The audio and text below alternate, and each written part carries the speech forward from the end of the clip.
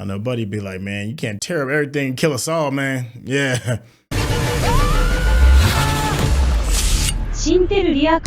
what's going on? It's your boy Cinta with the Intel, and this is Scavengers Reign episode 2. Look, the first one was so good. I was gonna wait to see how everybody responded to it. I can't wait. It's just that good of a show. If you need to watch the first one, don't worry. There'll be a link in the description so you can hop right to it. So without any further ado, let's get started. Oh man, you want to talk about invested in a world? I am invested in Scavengers Reign. This is just something special.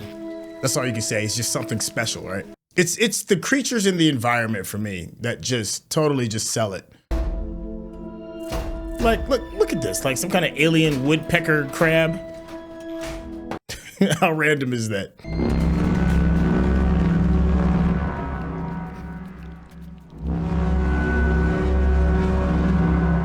All right, well, I do have some questions regarding the Demeter.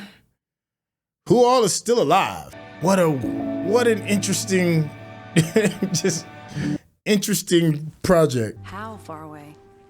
Who knows? A couple of days, a week. But we got the ship down, so the hard part's over. Just gotta wake up the crew and get out of here. Does that thing tell you if the crew is doing okay? They'll be fine, as long as nothing from this planet gets in before we get there.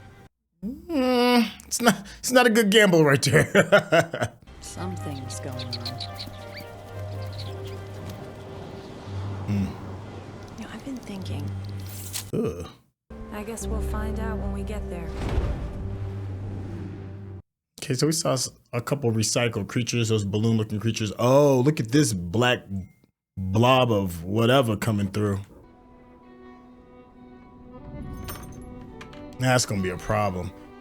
Well, I think the title of this episode is called The Storm, so spoiler alert. Hey, Mia. Hey. I had a really good time hanging out with you the other night, and I wouldn't read too much into it.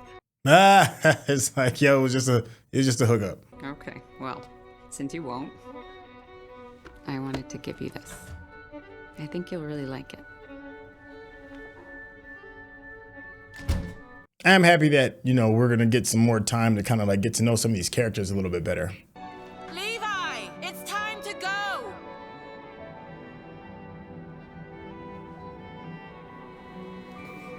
I wonder, like, if Levi has a way of regenerating itself, or is it just strictly? Well, I guess not. His arm is still kind of blown off.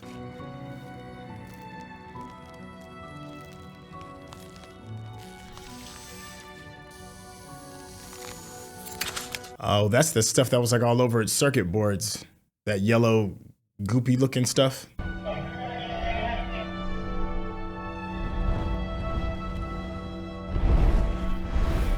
Dang, that thing is way bigger than I thought.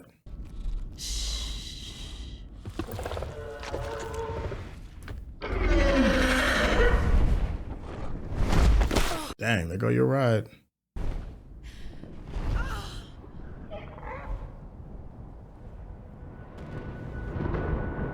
Yeah, that storm it looks like it is no hoe for real.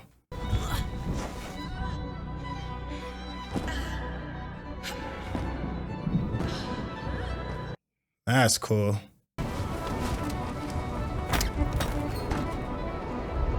I'm detecting high velocity winds at around 200 miles per hour, headed our way. Yo, that's like a super hurricane.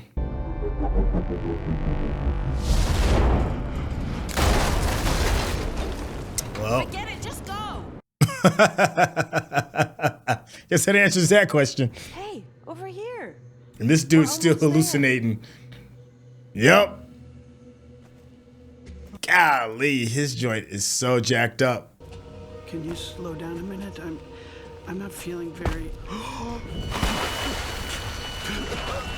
Oh, and you know that's probably not just water, right? Ugh.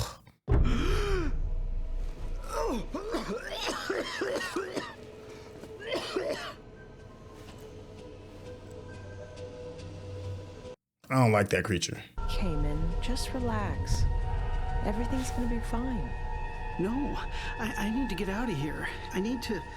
Yeah, come on, man. Fight through it. But you were so excited to come here. I mean, we've been planning this for months. Oh no, and it's just a dark random hole. Don't do it, my guy. Oh, but you know what? You know what I'm thinking? That creature might be trying to save his life from the storm. Oh, yeah. Whatever those little black shards are. Hold on a second. I think it's just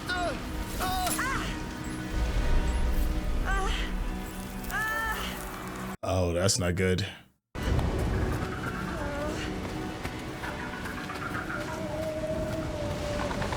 What is that? Ursula, wait! Come back! They're sheltering their young! Look, we have no other choice! If they're fine, we'll be fine! Come on! That's a gamble. But like, let me just cozy up in this weird slug thing.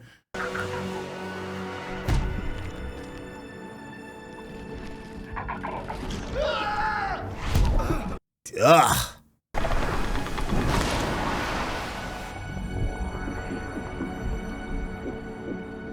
But how do you get out? Right? Ugh.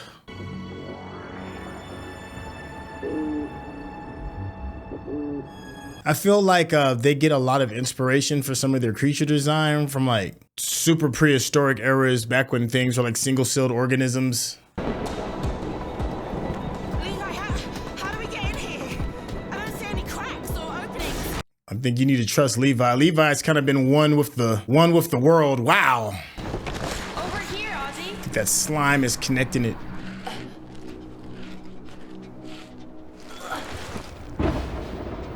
They do such a good job of like scale of things that may not necessarily look big until you see other things next to it.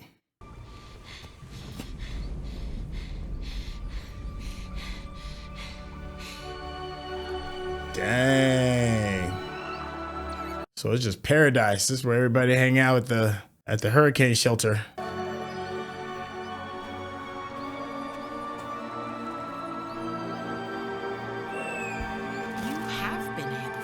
Yup, it's that slime. To get in so quickly.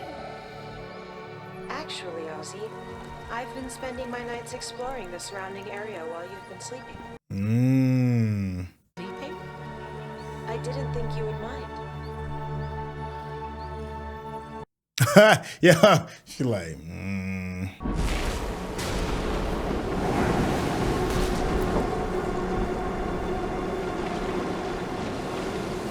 Uh-oh.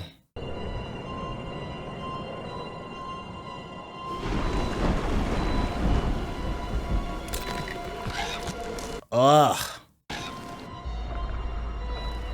Now you're gonna have to fight off one of these, whatever that is. Yuck. Holy shit. Yeah. Ursula, look at this.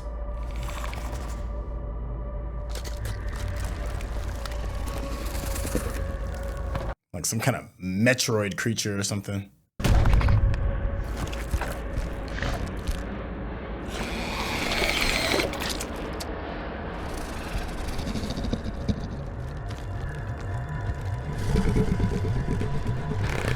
Oh, hell no. Please have a gun.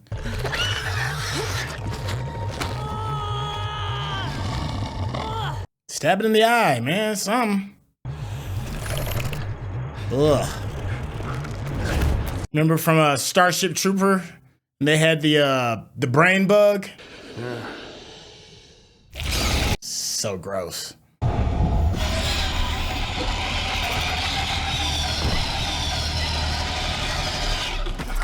Ugh.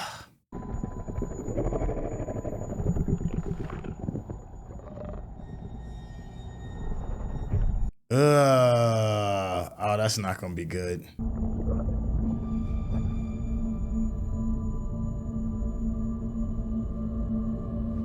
Say your homeboy before he get drained.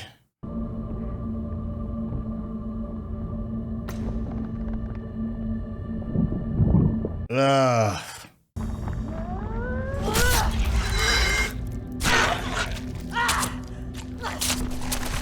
Ugh.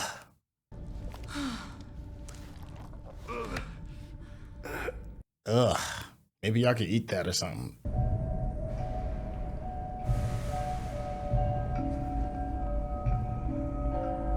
Meanwhile, in the opium den.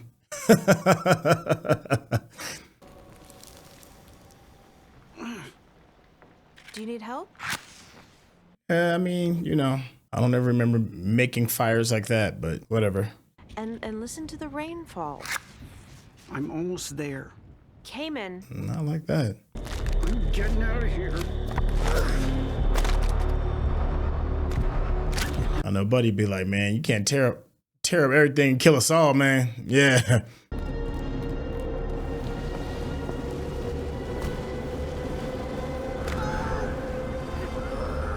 Dang, Kamen, you're in a bad situation, my guy.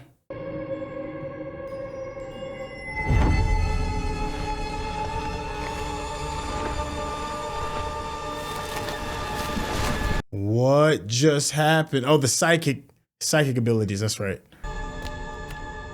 It's you. It's like, yo, you trying to kill us all, man? What you doing?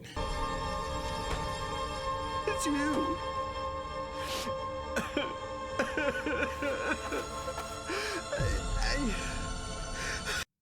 That luck, man. She was like, got him.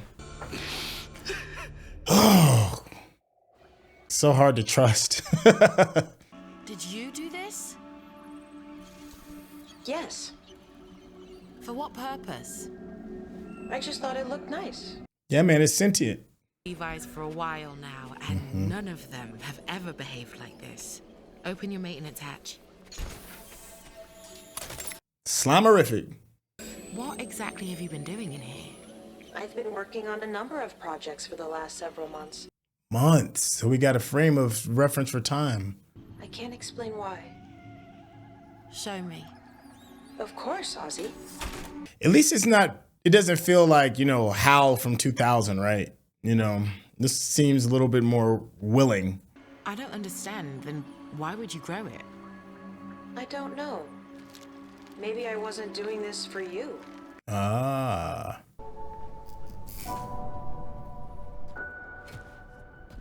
It's all gone. The bike is still in working condition And you got Levi, so. around camp that should last if you consume them sparingly. Are we gonna die out here? There's some old tech for you. A book. Grab anything that's useful. We're leaving for the Demeter tonight. Yeah, that'd be the best move.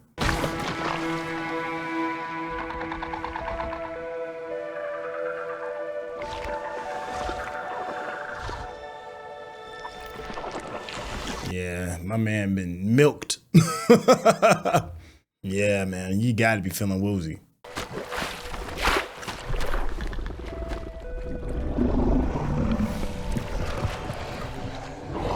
So, yo, take your homeboy.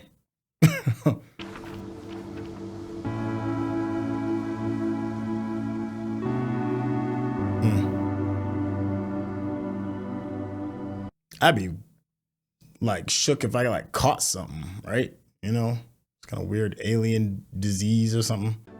I'm worried something will get in the Demeter before we do. Right now, that's out of our control. Come on, let's get some sleep.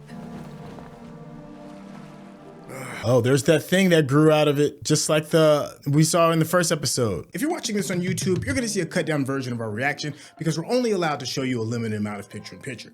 But if you wanna watch the whole thing with us uncut, uninterrupted, head over to our Patreon page at patreon.com/Sintel. Become a member of this channel. You'll get access to the full uncut reaction, but you will need your own Netflix, HBO Max, or Disney Plus subscription so you can open up each episode in an adjacent window to our reaction. We'll give you a little time with a small reference video at the bottom of the screen to help you sync up the footage. And it'll be like you're watching it with your favorite pals from the internet. What does that mean? I am really curious as to whatever that growth is for that flower. Wow. Okay. Another incredible episode. You know, once again, this is one of those projects to me that is really, really depending on the strength of the storytelling. And on this episode, for me, it really dealt more with the nature of relationships. The episode's title is called The Storm.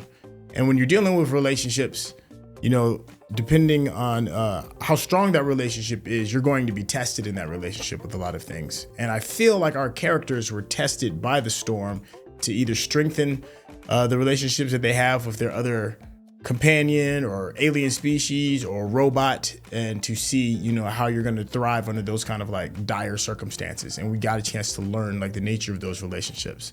I guess we could start off with Sam and oh my gosh, I forgot her name. Ursula, I think that's her name. And they seem like it's definitely, you know, feels to me like a full blown like platonic kind of relationship. Maybe a relationship between like a supervisor and somebody who's just like maybe a hair below. It feels like Sam may be the one that may be a little bit more in charge. That's not necessarily a fact, but it just kind of feels that way for right now, because he seems to be the one that's taking the lead as far as like getting towards the Demeter.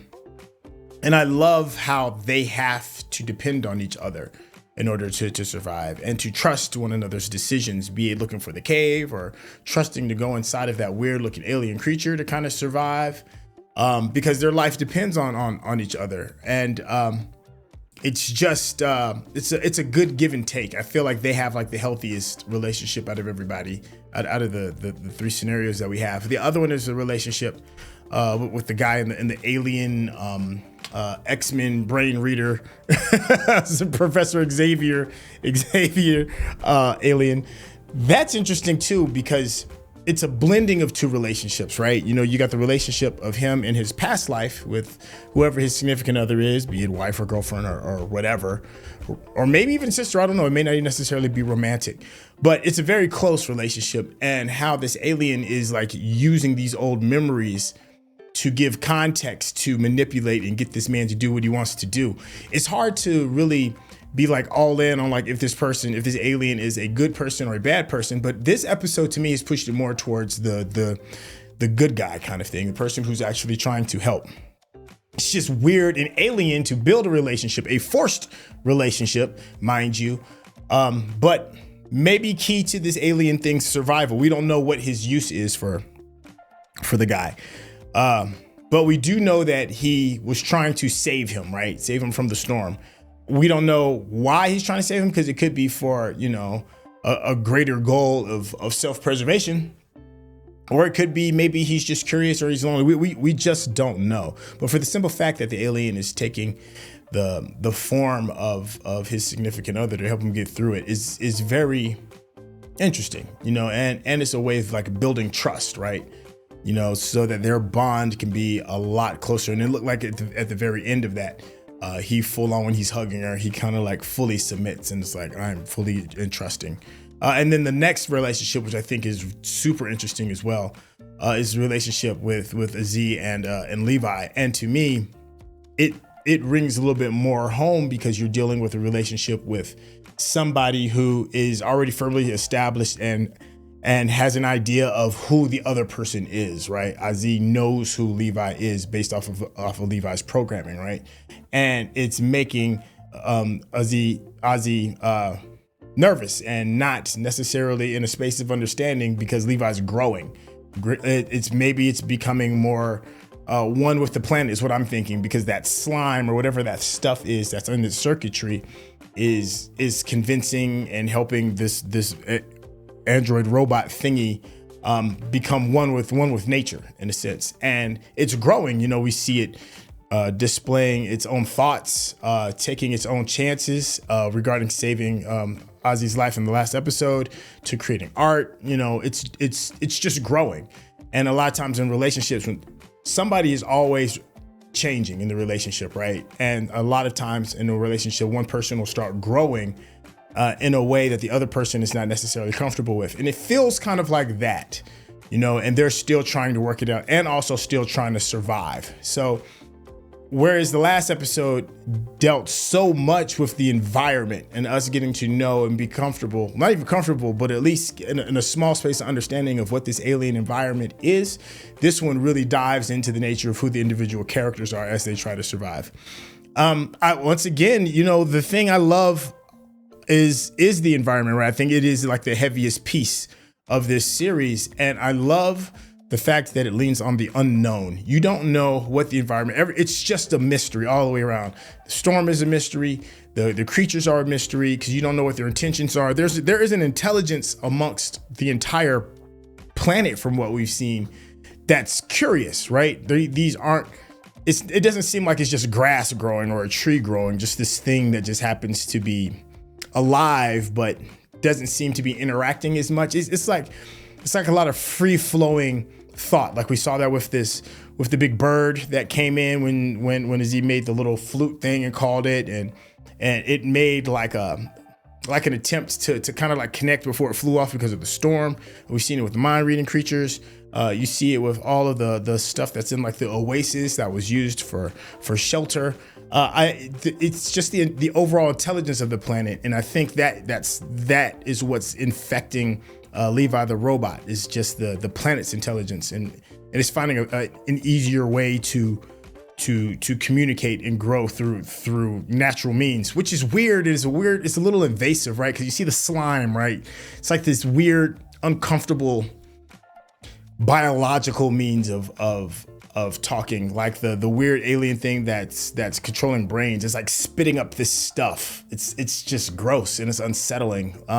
When they were taking refuge inside of the alien looking jellyfish thing with the snorkel at the top, it's like, it's just a lot of primal communication, I guess you could say. I mean, it's kind of like in the same sense that, like, when people have sex, it's very primal, and you have one person inserting another part into somebody else and exchanging information, be it through DNA, through sperm, or whatever it is. It's like that, but in a more, well, I can't even say subtle, because it's not really subtle. It's like really just in your face with it. But it's fascinating that they're really leaning on the biological elements of this planet in order to help like tell this story. Just absolutely fascinating. All right, I guess I can kind of like close it out because I'm going just rambling on and on and on. Let me know what things that you picked up on that have been really cool to look at in terms of storytelling, in terms of like how these characters are being built. Let me know some of the things I got right, some of the things I got wrong, and of course the fun one is some of the things that I missed. And are you enjoying this as much as I am? This